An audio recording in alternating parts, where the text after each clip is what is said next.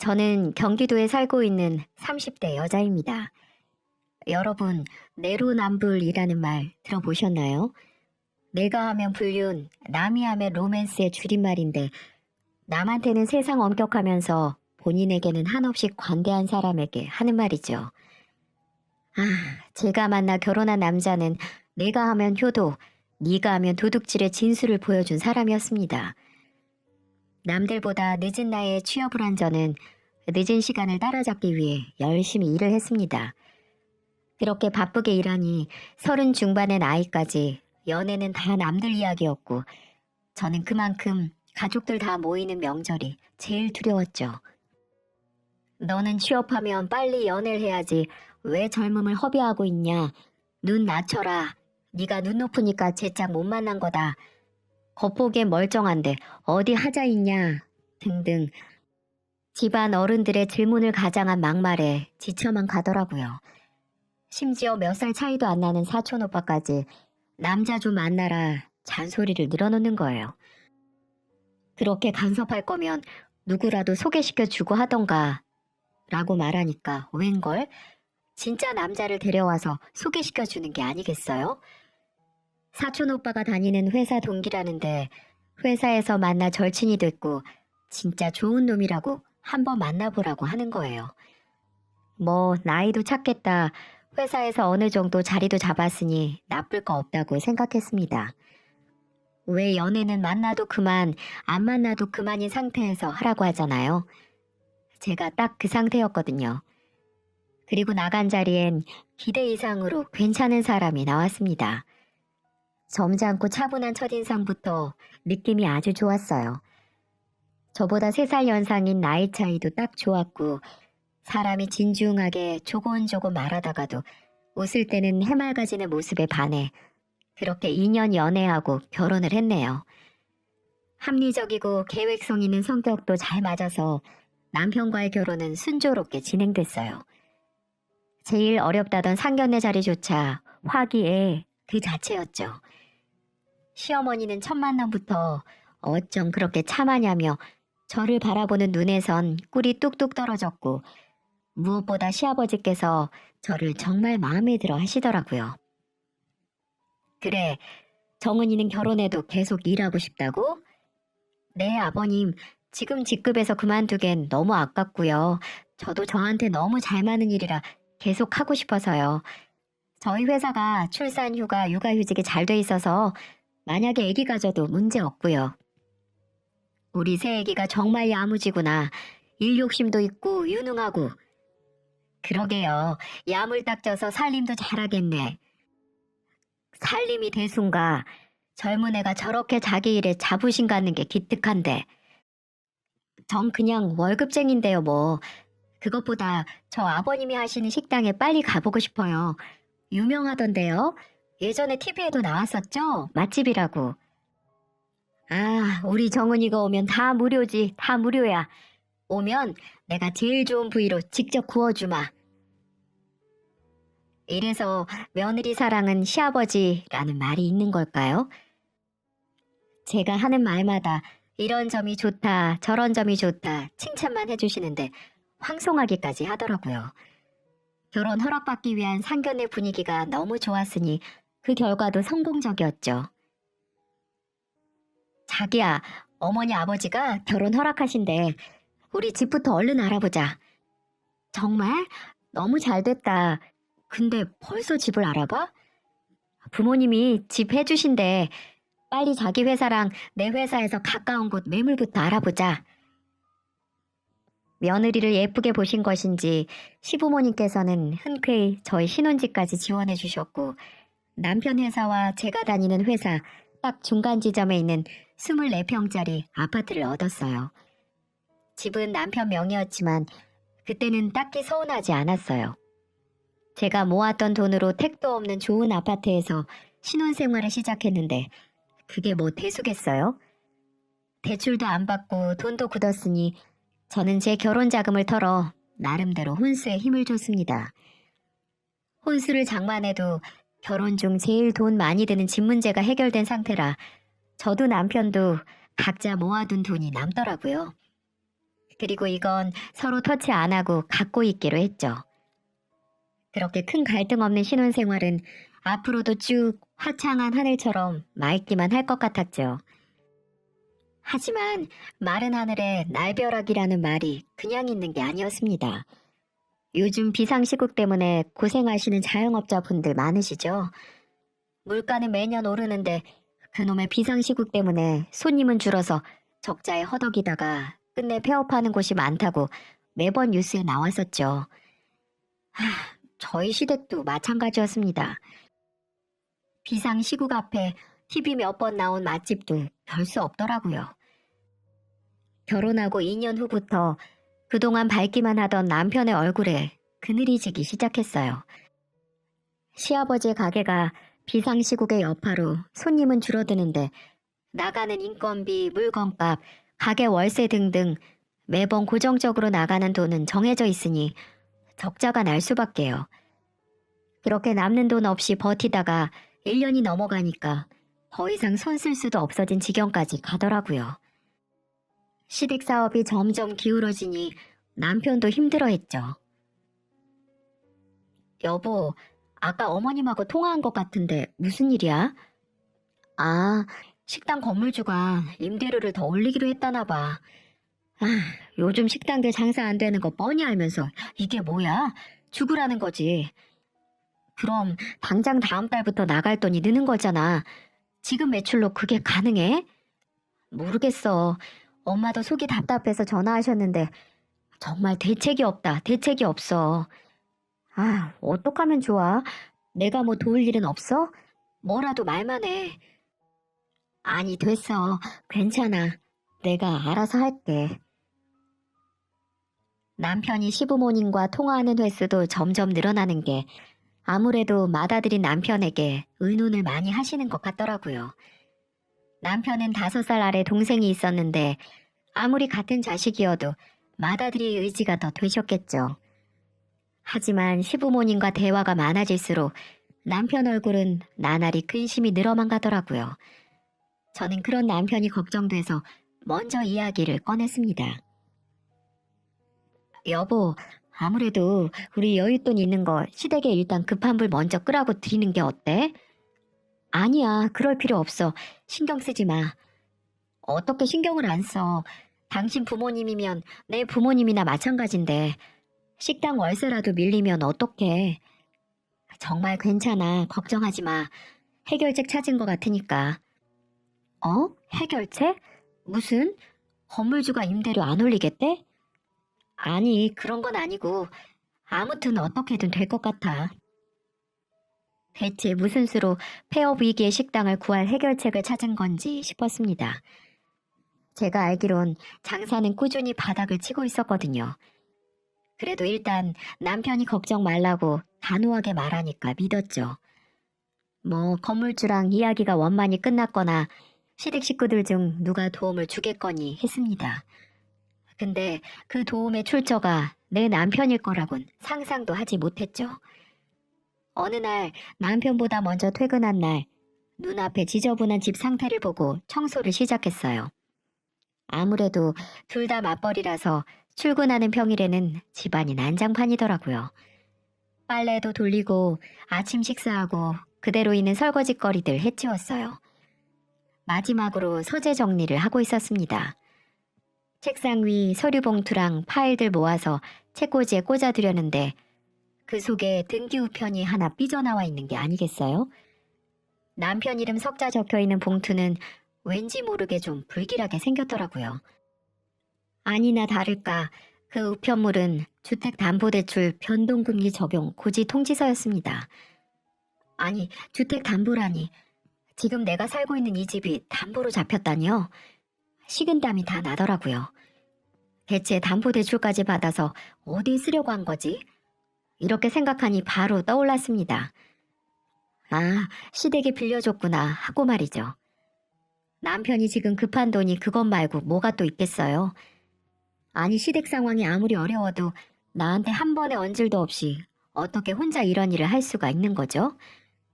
우리가 따로 살고 있는 것도 아닌데 같이 사는 집을 덜컥 담보로 잡다니요.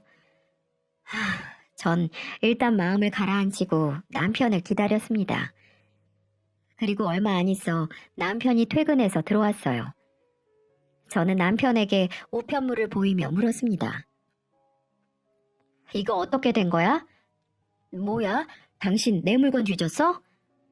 지금 할 말이 그것뿐이야? 청소하다가 봤어. 청소하다가. 말 돌리지 말고 설명해줘. 설명하기 뭘 설명해? 내가 뭐 못할 짓 했어? 이상하게 취조하는 분위기다 너. 아니, 같이 사는 사람, 그것도 결혼한 아내한테 이런 거 설명 안 하면 뭐 할 건데? 내가 내 소유 아파트로 뭘 하든 대체 왜 설명을 해야 돼? 그렇게 당당하셔서 서류들 사이에 우편물 꽁꽁 숨겼니? 숨기긴 누가 숨겨. 그냥 서류랑 같이 확인하다가 그렇게 된 거지. 됐고, 아니 어떻게 나한테 한 번도 상의도 없이 당신 혼자 이런 결정을 해? 뭐? 그럼 내 부모님이 사준 4명의 아파트로 부모님 도와드리는 건데 당신한테 일일이 허락을 구해야 해? 누가 나한테 허락받으래? 그래, 이거 당신 부모님이 해준 당신 아파트야. 근데 나 당신 와이프야. 결혼해서 한 집에 같이 사는 가족이라고. 내가 생판 나무로 당신 집에 얹혀 사는 것도 아니고 내가 알아야 할 권리도 있다는 거야, 내 말은. 아, 진짜 성가시게 하네. 막말로 너 이 집 살 때 땡전 한 푼 안 냈어. 그건 너한테 이 집에 대한 권리가 없다는 거야. 알아들어? 내 부모님 돈으로 산 4명의 아파트 구워 먹든 말아 먹든 네가 상관할 거 없다고. 한껏 인상국이고 정말 귀찮은 파리 상대하듯이 말하는데 오라가 치미더군요. 말 한 번 진짜 정 떨어지게 하네. 당신 말 못 알아들어? 내가 이 집에 대한 내 권리를 말한 거야 지금?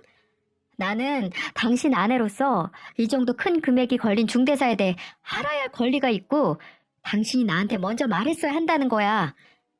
됐어, 그만해. 넌 피곤하지도 않냐? 하루 종일 일하고 이제야 집에 들어왔는데 좀 쉬자, 어? 남편은 이렇게 죽어도 본인은 잘못한 거 없다고 우기더라고요. 아니 이게 동네 슈퍼에서 반찬 사오는 거 결정하는 것도 아니고 무려 살고 있는 집이 하루아침에 담보로 잡힌 건데 제가 불안하지 않겠냐고요. 이 일은 저희 사이에 미세한 실금을 만들었고 마치 신호탄처럼 우리 사이에 균열이 생기기 시작했어요. 저를 한없이 무시하는 남편에게 뭐라도 하고 싶었습니다. 그래서 어라? 거실에 TV 어디 갔어? TV? 친정에 보냈어. 얼마 전부터 화면이 잘 안 나온다고 하시길래 우리 집 TV 드렸어. 어차피 난 TV 잘 안 보잖아. 아니 나는 보잖아. 오늘 야구 봐야 하는데 이렇게 당신 마음대로 우리 집 물건 장모님한테 드려도 되는 거야? 뭐 어때? TV 혼수해 올 때 내 돈으로 산 거잖아. 내 물건 내가 마음대로 하는데 무슨 상관이야? 야, 너 지금 나한테 복수하냐? 집 담보로 잡았다고 시위하는 거야? 진짜 유치하게 나온다. 뭐가 유치해? 나도 그냥 당신 말에 동의하는 것뿐이야. 당신 말이 맞아. 산 사람이 자기 물건 마음대로 하는 게 맞는 거지. 네, 저도 유치한 거 잘 압니다. 하지만 이렇게 눈에는 눈, 이에는 이로 나가야 남편이 본인의 잘못을 인정할 것 같았죠. 하지만 지 잘못 알았으면 벌써 예전에 알았겠죠. 남편은 저와 있었던 일을 모두 쪼르르 시댁으로 가서 시어머니께 다 말하더군요. 시어머니는 이후로 얼굴 볼 때마다 트집을 잡으셨습니다. 타지에서 일하는 시누이가 오랜만에 본가로 온다고 해서 시댁 식구들끼리 식사를 하기로 한 날이었어요. 시어머니가 아침부터 전화를 해서 음식 좀 도와달라고 일찍 오라고 하시더군요. 그래서 부랴부랴 시댁으로 갔죠. 제가 앞치마를 입자마자 시어머니가 말하시더라고요. 너 민호가 집 담보대출 받아서 우리 줬다고 바가지 긁었다며? 아, 이 얘기 하려고 일찍 오라고 했구나 싶었습니다.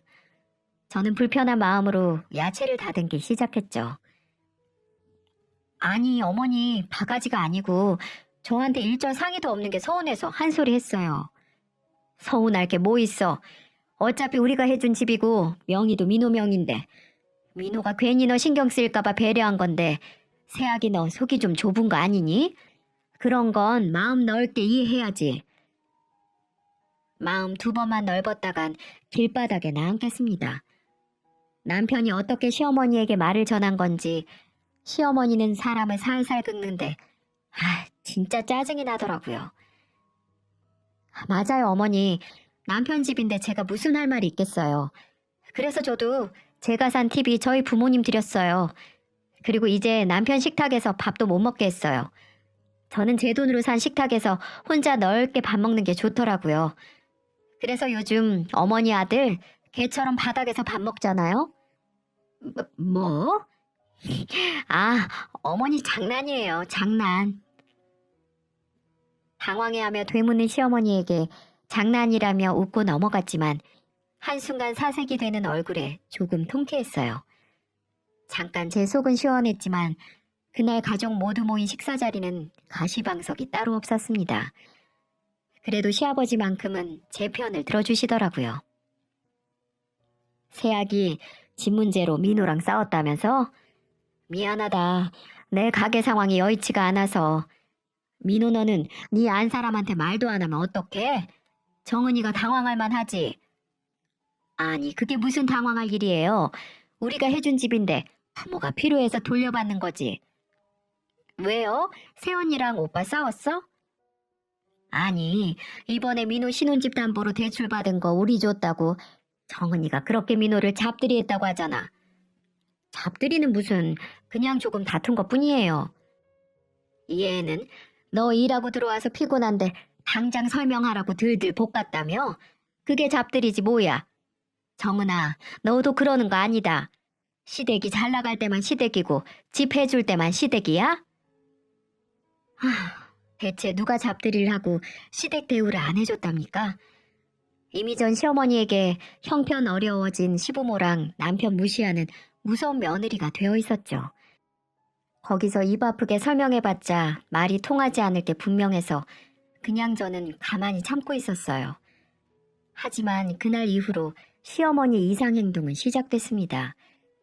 식당 임원 감축 때문에 일손 모자르다고 주말마다 저를 호출해서 일을 시키는 게 아니겠어요? 그래, 시부모도 부모인데 몇 번 정도는 도와드릴 수 있지 하고 처음엔 군말 없이 남편을 이끌고 시댁에서 운영하는 고깃집에 출석 도장을 찍었습니다. 근데 남편과 나란히 도착한 저에게 시어머니가 뭐라고 했는지 아세요?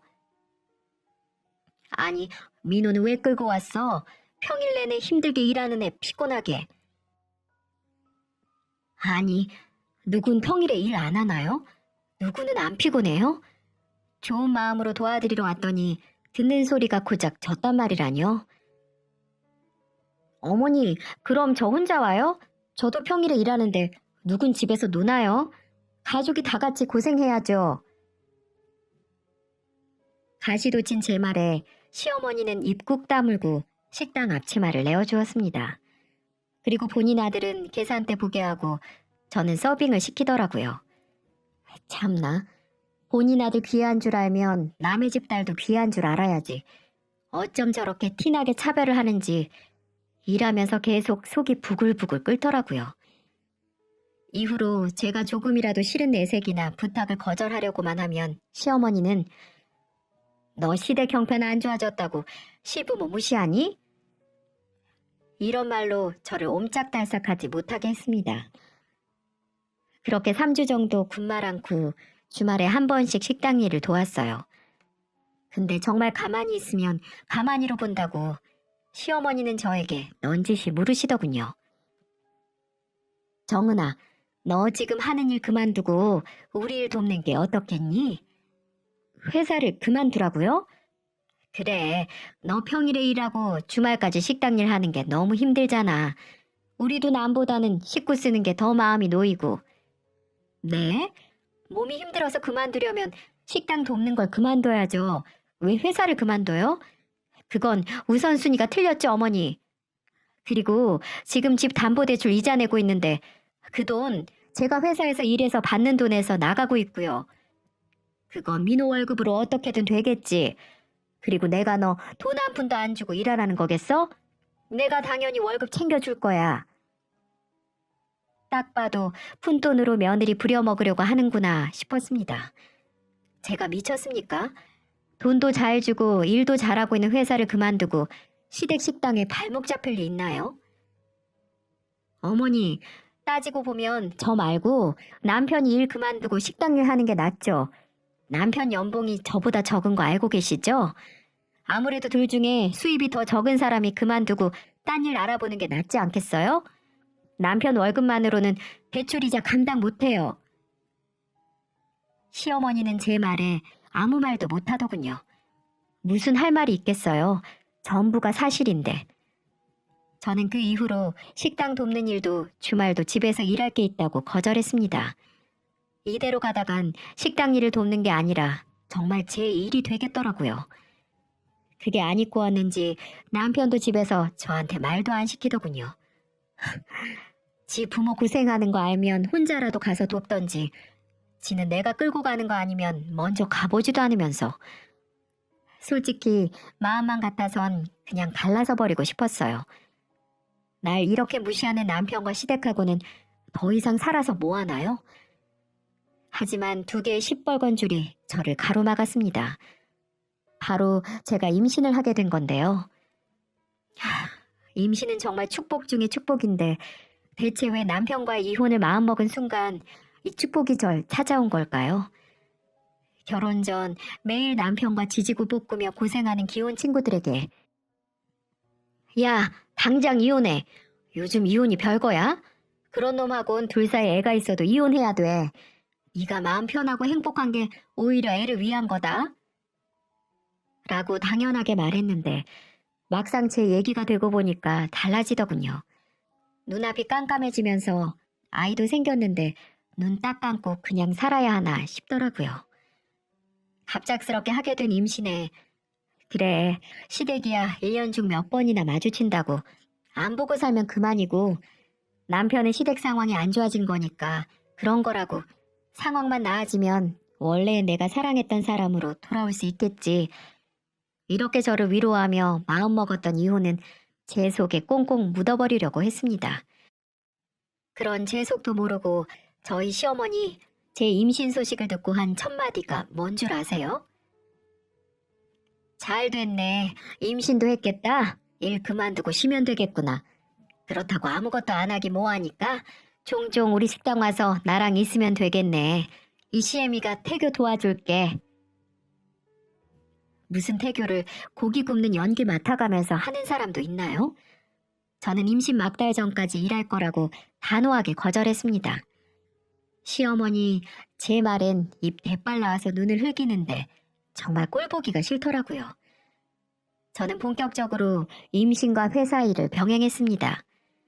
하지만 매달 나가는 담보대출 이자 때문에 저희 집 살림은 빠듯해져만 갔어요. 남는 돈이 다 빠져나가니까 돈을 모을 수도 없고 이런 상황에 아기 낳고 나면 상황은 더 악화될 거라고 생각했습니다. 남편과 제 임신에 대해 상의하다 결국 담보로 잡힌 신혼집을 포기하고 이사를 하기로 결정했어요. 돈 여유가 없어서 새 집은 서울 외곽으로 알아보기로 했죠. 친정에선 딸이 임신했는데 집 문제로 고민하는 게 안쓰러웠는지 엄마께서 절반 지원해 주시기로 했죠. 이 나이에 부모님 등골 빼먹는 것 같아서 어찌나 제가 죄송스럽던지요. 그땐 아직 남편 앞에 은행 대출이 다 정리된 게 아니라 이번엔 제 앞으로 대출을 받아서 남은 돈을 해결했습니다. 친정돈 절반, 내 앞으로 받은 대출 절반이니까 남편에게 이번 집은 내 명의로 한다? 불만 없지? 라고 말하니까 떨떠름하게 알았다고 하더군요. 일단 당장 담보대출 청산하고 새로 대출이 생기긴 했지만 이전과 다르게 감당이 가능한 수준이라서 한시름 놓게 됐어요. 남편과 저 둘 다 돈벌이가 있으니까 앞으로 몇 년간 허리띠 졸라매면 다 갚을 수 있다고 생각했죠. 하지만 남편은 그럴 생각이 전혀 없었었나 봅니다. 이사가 끝나고 집 정리도 얼추 되자 기다렸다는 듯 저에게 통보를 하더군요. 나 회사 그만뒀어. 이직하려고. 뭐? 지금 회사를 그만둬? 왜? 어쩌려고? 나 이직한다니까. 요번 연도 연봉 협상도 잘 안 됐고, 내가 이 능력, 이 커리어로 왜 그 돈 받고 고생을 해? 당신도 우리 엄마한테 그랬다며. 내가 당신보다 연봉도 낮으니까 그만둔다면 내가 그만두는 거라고. 좀 더 좋은 조건으로 이직할 거야. 지금 그 소리 때문에 회사를 그만뒀다는 거야? 아니, 이직할 회사는 정해진 거야? 당신을 뽑겠대? 어, 아는 선배네 회사인데 새로 프로젝트 한다고 팀원이 필요하다나 봐. 스카우트 제의나 마찬가지니까 거의 확정이라고 봐야지. 저는 그때 뭘 알고 자신만만해하는 남편을 보며 불안함을 느낀 걸까요? 저 사람이 나만 믿어라는 기운만 내뿜으면 오히려 더 걱정이 됐습니다. 아니나 다를까 이직하기로 한 회사에서 예산 문제로 남편을 데려갈 수 없게 되었고 한순간에 남편은 백수가 되었죠. 아, 계속 힘들다가 이제야 좀 두 다리 뻗고 사나 했는데 이게 대체 무슨 일인가요? 아니 애초에 이사한 지 얼마 되지도 않았고 조금 있으면 애도 태어나는데 불확실한 이직으로 덜컥 회사를 그만둔다는 게 말이 되나요? 저는 남편의 무책임감과 어리석음에 한바탕 쓴소리를 쏟아붓고 싶었지만 그래도 일자리 없어진 본인이 제일 힘들겠지. 능력 있는 사람이 어련히 다 알아서 다시 일하겠어? 라고 생각했어요. 하지만 남편은 기일 없는 백수라는 휴가를 마음껏 즐기더라고요. 마치 원래 이직도 다 없는 얘기 아닌가? 그냥 쉬려고 회사 그만둔 거 아니야? 이런 생각이 들 정도로 걱정이 하나 없어 보이더라고요. 그렇다고 집에서 쉬면서 집안 일이라도 했냐? 전혀 아닙니다. 제가 퇴근해서 들어가면 집안은 아침에 출근하기 전 모습과 똑같았어요. 설거지거리도 그대로, 빨래도 그대로. 심지어 소파에 널브러져 게임을 하거나 TV를 보는 남편의 모습도 그대로였습니다. 나왔어. 뭐해? 아직도 게임하고 있어? 아, 방금 시작했어. 밥은 안 먹어? 차려 먹기 귀찮잖아. 시켜서 먹자. 아니, 안 그래도 돈 나갈 때 많은데 배달 음식이라도 줄여야지. 그럼 아침에 먹었던 걸로 대충 때우던가. 당신 정말 너무한 거 아니야? 나 하루 종일 일해서 피곤한데 집에 있는 사람이 집안일 좀 해주면 안 돼? 나는 당신 일 그만두기 전에도 집안일은 거의 내가 했는데 나 요즘 일자리 알아보고 있잖아. 매일 헤드헌터한테 전화하고 어디 올라온 곳 없나 하루 종일 컴퓨터랑 씨름하는데 내가 집에서 놀아? 지금 놀고 있네. 당신 게임하고 있었잖아. 아이, 방금 시작했다니까. 하도 일이 안 구해져서 머리도 식힐 겸 하는 거야. 내가 뭐 이 정도도 못해? 지금 나 일 안 한다고 눈치 주고 유세 부리는 거야? 당신도 어차피 배불러서 일 쉬면 그땐 내 돈으로 먹고 살 거 아니야. 너도 그렇게 생각해. 남편 취직 전까지는 먹여 살리는 거라고, 어? 지 돈으로 먹고 살기는 개뿔. 이대로 가다간 정말 애 낳고 다음날 바로 회사 가서 돈 벌어야 할 수도 있을 것 같았어요. 그렇게 남편의 백수 생활은 3개월을 훌쩍 넘겼죠. 무슨 말을 해도 싸움이 되고 통하질 않으니 저도 그냥 신경 끄려고 애를 많이 썼어요. 배는 점점 불러오지 매달 나가는 대출 이자에 고정 생활비까지 저에게 태교는 사치였습니다. 근데 흉년의 윤달이라고 친정엄마가 정기적으로 받던 건강검진에서 유방암 진단을 받으신 게 아니겠어요? 정말 다행히 초기에 잡아내서 몇 달 경과 관찰하고 약물만으로도 치료가 가능한 수준이라고 하더군요. 정말 불행 중 다행이라는 말이 딱이었습니다. 그래도 내 몸 힘들다고 우리 엄마 몸 아픈지 몰랐구나 하는 죄책감 때문에 괴로웠어요. 엄마는 어차피 나을 병인데 신경 쓰지 말라며 저를 달래셨습니다.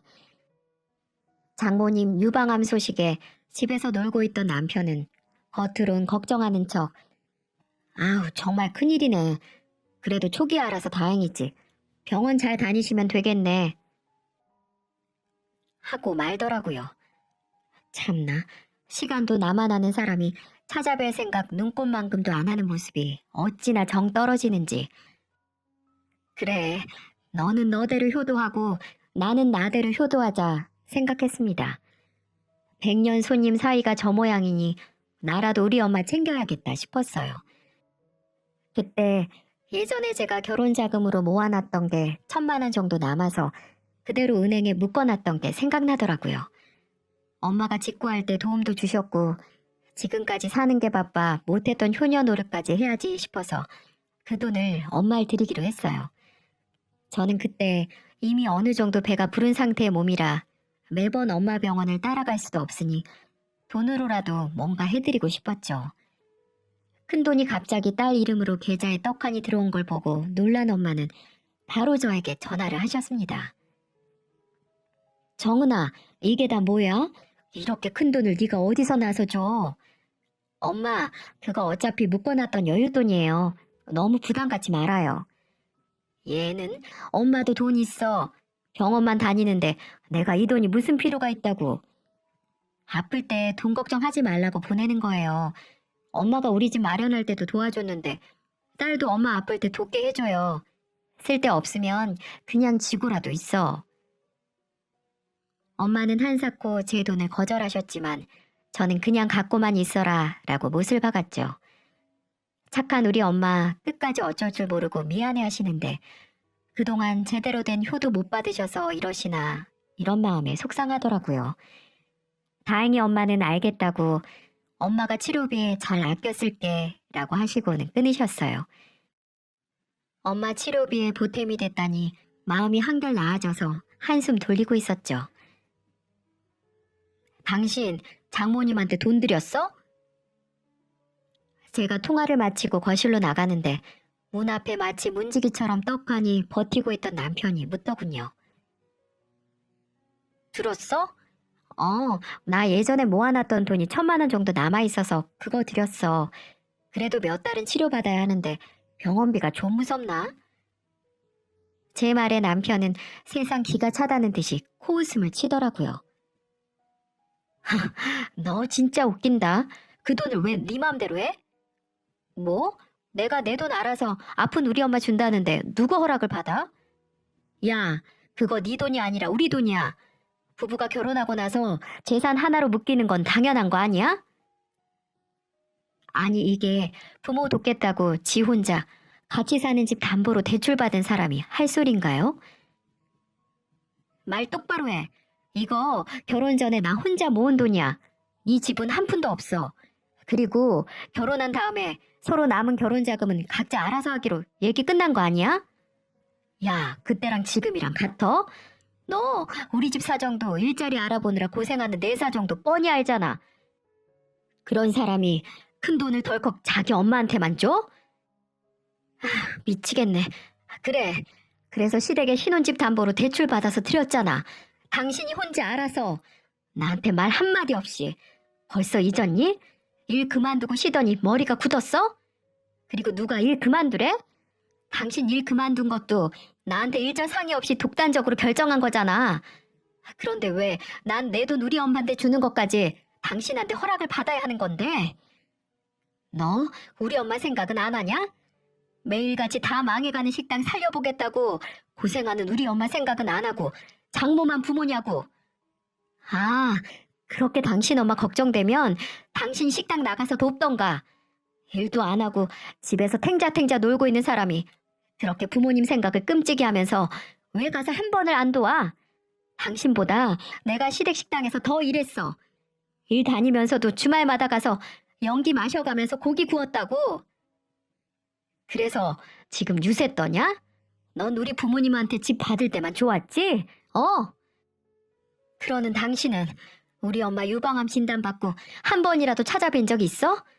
나야 시댁에 들어간 돈 이자라도 갚고 식당 나가서 서빙이라도 했지.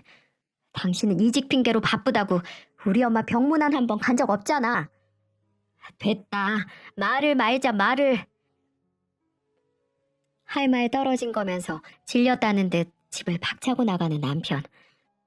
내가 저렇게 말도 안 통하는 독불장군과 결혼을 한 건가 속이 답답했어요.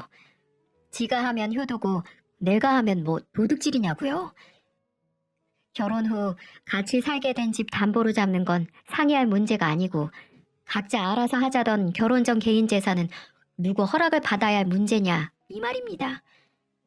한바탕 싸움 후 정적만 남은 집안에 홀로 멍하니 앉아있는데 눈치 없이 임신한 배에서 꼬르륵 소리가 나더라고요. 그러고 보니 오늘 하루 입맛이 없어서 굶었구나 싶었어요. 주방으로 들어가 저 먹을 된장찌개 끓이는데 누가 현관문 비밀번호를 치고 들어오는 소리가 들리더라고요. 남편이 왔나 해서 그냥 아는 척 안 하고 있었어요. 근데 얘, 너 시애미가 왔는데 쳐다도 안 보니? 등장한 사람은 다름 아닌 시어머니였습니다. 시어머니 표정을 보아하니 남편이 집에서 나가더니 그대로 시댁 가서 쪼로로 그새 일러 바쳤구나 싶었어요. 그걸 듣고 한 소리 하려고 왔는지 시어머니는 주방으로 들어와 찌개 끓이는 제 앞으로 와서 세상 표독스러운 표정으로 말하더군요. 너 나 좀 보자. 내가 더는 그냥 두고 볼 수가 없어서 그래. 어머니 무슨 일이세요? 저는 남편이 온 줄 알았어요. 네가 내쫓은 내 아들 지금 속이 다 상해서 대낮에 젊은 애가 술로 속 달래고 있어.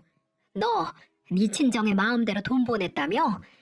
안 그래도 민호 일자리 안 잡혀서 네 눈치 본다는데 그런 애가 쓴소리 못하는 거 알고 그러는 거니? 안 그럼 시애미는 부모 아니야? 어쩜 애가 이기적이게 지 친정만 딱 챙길 수 있어? 돈 있을 땐 시부모고 돈 없으면 시부모도 아니야? 어머니, 저희 남편한테 눈치 준 적도 없고요. 오히려 임신한 몸으로 생활비 대출이자 혼자 일해서 돈 버는 거 저예요. 제가 더 힘들다고요. 그리고 저희 엄마 돈 보내드린 건 결혼 전에 제가 모은 제 돈으로 병원비 하시라고 보내드린 거고요. 아니 어머니가 그러셨잖아요. 남편이 남편 명의집 담보 잡아서 부모님 돕는데 네가 왜 서운하냐고요. 그럼 제가 제 돈으로 우리 엄마 돕는데 남편이 서운해하거나 어머니가 상관할 일이 아니죠. 뭐야? 내가 너 처음부터 마음에 안 들었어. 버릇없이 어디서 큰 소리야? 어머니야말로 제 집에서 큰 소리 내지 마세요. 여기 엄연히 제 명의로 된 제 집이에요. 얼굴이 울그락불그락 할 정도로 씩씩거리던 시어머니는 그대로 제게 달려들었습니다. 머리채를 잡으려는 듯 두 팔을 치켜드는데 저도 너무 놀라서 뒤로 물러나면서 들고 있던 국자로 시어머니 머리를 후려쳤어요. 저는 어머니를 피하려다가 찌개 끓이던 뚝배기에 살짝 팔을 스쳤고 국자로 두드려 맞은 시어머니는 놀랐는지 바닥에 주저앉더라고요. 놀라 자빠져서 된장 묻은 머리 부여잡은 모습이 화상 입은 고통이 안 느껴질 정도로 어찌나 우습던지 본인도 너무 놀랐는지 입도 뻥끗 못하고 주저앉아 있더라고요. 저도 한순간에 벌어진 사태에 정신을 다 잡고 말했습니다. 어머니 행동 폭행이고 이건 정당방위예요. 아시죠? 지금 임신한 며느리 앞에 펄펄 끓는 찌개가 있는데 더 큰 사고 났으면 어쩔 뻔했어요. 저 더 이상은 어머니 가족처럼 몰상식한 뻔뻔한 사람들하고는 가족 못하겠어요. 저 민호 씨랑 갈라서겠습니다. 아직도 바닥에 붙어있는 시모를 내버려두고 휴대폰을 들어 제일 가까이 있는 이삿짐 센터로 전화해서 용달차 하나를 불렀어요. 빨리 오면 따블로 준다고 하니 채 15분도 안 돼서 오더라고요. 그제서야 정신 차린 시모는 폭행죄로 신고한다고 버럭버럭 소리를 지르더군요. 저는 임신한 며느리 머리채 잡으려고 했다고 경찰 불러서 끌어내기 전에 당장 집에서 나가라고 했습니다. 제가 경찰서에 전화하려는 모습을 보고 겁을 먹었는지 욕이란 욕은 다 퍼붓고 나가더군요. 저는 부랴부랴 남편 짐을 정리했습니다. 결혼할 때 혼수는 숟가락 하나까지 모두 다 제 돈으로 한 거 기억하시죠? 남편 짐은 고작해야 옷이랑 노트북 정도여서 몇 시간도 안 돼서 다 쌌어요. 용달차 기사님께 시부모님 집 주소 적어서 보내고 현관문 비밀번호 바로 바꿨습니다. 그리고 남편 번호로 나 이제 너랑 안 살아. 임신한 며느리 머리채 잡고 화상 입히려고 한 시어머니 무서워서 같이 못 살아. 이혼해. 이렇게 문자를 남겼습니다. 그전엔 임신하고 이혼이라는 말만 생각해도 막막했는데 막상 지르고 나니 속이 다 후련하더라고요. 다음날 계획보단 조금 이르지만 회사에 출산 휴가를 신청하고 바로 이혼 전문 변호사를 찾아갔어요. 변호사는 제 팔에 난 작은 화상 자국 진단서와 사진 먼저 찍자고 했습니다. 솔직히 전치 몇 주가 나올 정도로 심한 상처는 아니지만 위자료 청구할 때 도움이 된다고 하면서요. 회사에서 인수인계 끝나고 출산 휴가만 시작되면 본격적으로 이혼 절차를 밟기 위해 준비를 했습니다. 변호사와 상담이 끝나고 집으로 돌아왔는데 역시나 남편이 현관문 앞에서 연신 비밀번호를 누르고 있더군요. 예전 번호로 열릴 리가 없죠. 저는 남편에게 다가가 말했습니다. 비켜! 남의 집 앞에서 뭐 하는 거야? 정은아. 집을 박차고 나가던 기세는 어디로 갔는지 휑한 얼굴로 돌아온 남편은 애절하게 제 이름을 불렀습니다. 여보, 당신 정말 너무한 거 아니야? 어떻게 이렇게 갑작스럽게 끝낼 수가 있어? 이혼이 장난이야? 장난 아니야. 나 진심이야. 이거 보여? 이거 당신 어머니가 어제 내 머리채 잡다가 난 상처야. 내가 이런 폭력적인 집안하고 무서워서 살겠어? 더 할 말도 없어. 갈라서. 나 오늘 변호사 만나고 오는 길이야. 그럼 나는 어떡해? 내가 지금 직업이 있어, 집이 있어. 여기서 쫓겨나면 내가 어디로 가? 내가 그게 알 바야? 그러게, 누가 회사 그만두고 몇 달 동안 빈둥거리래? 그리고 이 집도 내 명의니까 내가 알아서 하는 거지. 기억나지? 당신 말처럼 내 명의니까 누굴 내쫓던 내 마음이야. 너 회사 그만두고 집 대출 이자 한 푼도 보탠 거 없으니까 이 집에 당신 지분은 빵원이야, 빵원. 여보, 여보라고 부르지도 마. 아직 서류에 도장은 안 찍었어도 우리 남이야. 앞으로 찾아와서 귀찮게 하지 마. 정말 귀찮게 하면 이혼 소송은 물론이고 당신 엄마 임신한 며느리 폭행하려고 했다고 고소해버릴 테니까. 저는 남편 앞에서 문을 쾅 닫고 집으로 들어왔습니다. 남편은 한동안 밖에서 문을 쾅쾅 두들기며 제 이름을 부르다가 가더군요. 끈질긴 놈. 촉새 같은 마마보이 남편이 이 일은 그냥 넘어갈 리 없잖아요. 역시나 시어머니가 아들에게 얘기를 듣고 저에게 전화를 해왔습니다. 몇 번을 계속 무시하다가 받아서 따끔하게 경고하는 게 낫겠더라고요. 저는 변호사가 한 조언대로 휴대폰 녹음 기능을 켜고 전화를 받았습니다. 너 인연, 아들한테 날 폭행죄로 고소한다고 했다며? 네가 제정신이니? 나는 뭐 할 말 없는 줄 알아? 네가 이 시애미 머리 국자로 내려친 건 기억 못하냐 이 말이야. 어머니, 그러게 왜 제 머리채 잡겠다고 달려드셨어요? 그리고 전 팔에 화상 입은 증거라도 남아있지. 어머니는 그때 머리에 묻은 된장으로 고소하시게요? 하시려면 하세요. 아, 이 미친 것이 정말 하늘 무서운 줄 모르고 까부는구나. 이 빌어먹을 년. 너 처음부터 우리 집 재산 노리고 내 아들이랑 결혼한 거지? 그리고 사업 기우는 것 같으니까 볼장 다 봤다고 시엠이랑 네 친정엄마랑 차별한 거 아니야? 아, 전 더 이상 할 말 없어요, 어머니. 그리고 이거 다 녹음 중이에요. 계속 저 모욕해보세요, 어디. 폭행죄, 모욕죄까지 얻을 테니까요. 이제 안 볼 사람들이란 생각에 전 정말 무서운 게 없어졌습니다. 오히려 뱃속의 아기를 생각해서 더 강해져야 한다고 생각했죠. 시댁과 남편은 제 으름장에 한풀 꺾여 더 이상은 연락해오지 않았습니다. 제 변호사는 몇 달 동안 주말마다 시부모님 식당에 나가 제가 일을 도와드린 모습이 찍힌 가게 CCTV 영상을 증거로 신청했어요. 제가 시부모님에게 결코 소홀하지 않았던 사람이라는 걸 밝히기 위해서요. 그리고 오랫동안 지속된 남편의 실직 상태도 증명했고 오랜 분쟁 끝에 작년 말 이혼 소송 승소라는 큰 승리를 맛봤습니다. 무일푼의 남편은 시어머니가 시댁 고깃집을 정리해서 위자료를 마련해줬다고 하더군요. 이렇게 망한 식당이었는데 대출받아 근근히 버텨온 거죠. 경사는 역시 겹경사라고 저는 건강한 딸아이도 무사히 낳았습니다. 물론 아기가 태어나면서 지긋지긋한 전 남편이랑 양육권 분쟁이 남아있지만 저는 끝까지 그 인간에게 양육비를 받아낼 생각입니다. 씨만 줬다고 아빠인가요? 끝까지 책임을 져야죠. 회사에선 언제 복귀하냐고 재촉하는데 역시 저만한 인재가 없나 봅니다. 회사 복귀를 하게 되면 다행히 딸은 엄마가 봐주신다고 하셨어요. 다행히도 치료가 무사히 끝나서 저번 달 완치 판정을 받은 엄마는 걱정 말고 일하라고 저를 응원해 주셨습니다. 일이 하나가 풀리니까 도미노처럼 다 나아지더라고요. 아이도 잘 자라고 엄마도 완치하시니 지금 살고 있는 아파트도 매매 후에 1억 가까이 올라 정말 사람이 죽으라는 법은 없구나 라고 안심했습니다. 아무리 뒤도 안 돌아보고 이혼했어도 앞으로 혼자 아이 키우면서 살 생각에 불안했는데 정말 잘된 일이죠. 저는 이제 결혼 전 치를 떨던 명절날에도 전혀 개의치 않게 되었어요. 오히려 저한테 전 남편을 소개시켜준 사촌 오빠가 어른들한테 죽일 놈이 됐죠.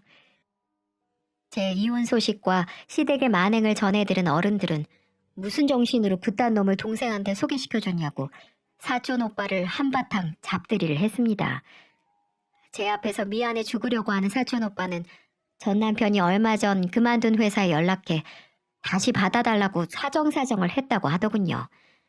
이직한다고 당당히 사표 쓰고 간 놈을 당연히 회사는 받아주지 않았고요.